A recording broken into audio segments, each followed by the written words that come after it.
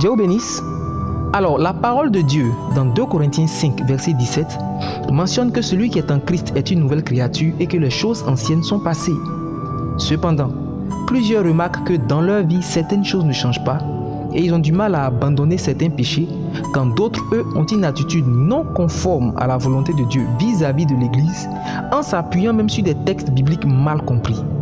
Alors il convient donc de préciser le sens de nouvelle créature afin que la vie s'installe dans les luttes des disciples de Jésus pour leur donner la victoire et les faire grandir dans leur marche avec le Seigneur Jésus, car c'est la connaissance qui donne la vie.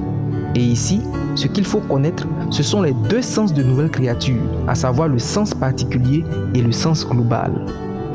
Alors, dans un premier temps, dans nouvelle créature, le terme créature vient du mot grec ktisis, qui signifie entre autres création, action de fonder, de construire, d'établir.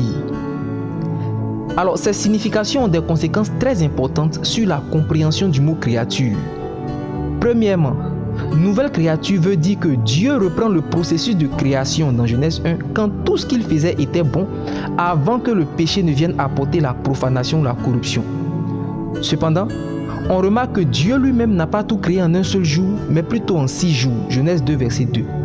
Ce qui nous amène à la deuxième conséquence dans la compréhension de nouvelle créature. En effet, nouvelle créature a le sens de nouvelle création. Et comme déjà dit, la création a été un processus en plusieurs jours. Ainsi, ktisis comme action de fonder, de construire, etc., confirme l'idée de processus graduel.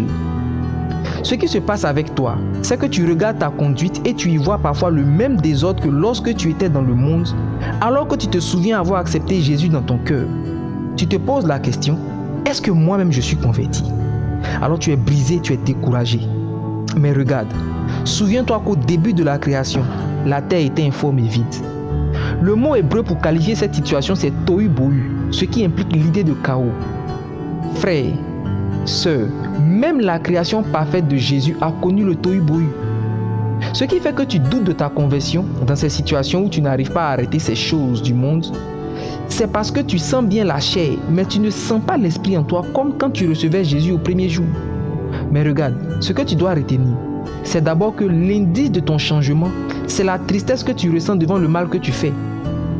Avant, tu n'avais pas ce désir de plaire à Dieu, mais aujourd'hui, ta conscience de ce que Dieu aime et ta volonté de lui plaire ont tellement grandi en toi que tu pleures parce que tu tombes encore et encore. Alors oui, c'est ce sentiment nouveau de plaire à Jésus qui témoigne que tu es vraiment une nouvelle création. Et si tu es découragé, rappelle-toi que c'est Dieu qui par son esprit te change et te transforme. Il n'aime pas le péché bien plus que toi. Pourtant, il ne change pas tout en une seule fois. Alors si Dieu lui-même est si patient, ce n'est pas toi qui vas te décourager pour t'accuser. En règle générale, les nouveaux convertis se découragent vite quand ils tombent.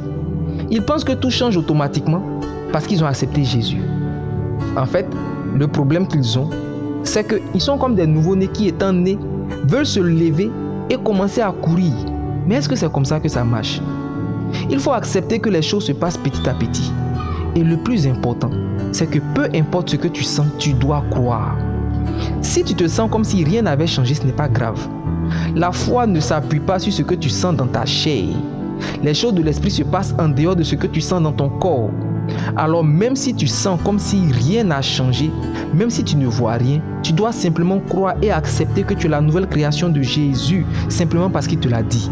Et quand tu as encore des faiblesses, ce n'est pas l'occasion de te décourager, mais c'est plutôt l'occasion d'accepter humblement que Dieu est au 2e ou au 3e ou au 4e jour de la création que tu es. Alors une seule chose, lève-toi et continue. Car l'Éternel a fermé les pas de l'homme et il prend plaisir à sa voix. S'il tombe, il n'est pas terrassé, car l'Éternel lui tient la main. Psaume 37, versets 23 à 24. Et 7 fois le juste tombe et il se relève. Proverbe 24, verset 16. Alors oui, lève-toi et continue. Par ailleurs, nouvelle création a un sens beaucoup plus global, mais déjà je prie pour toi.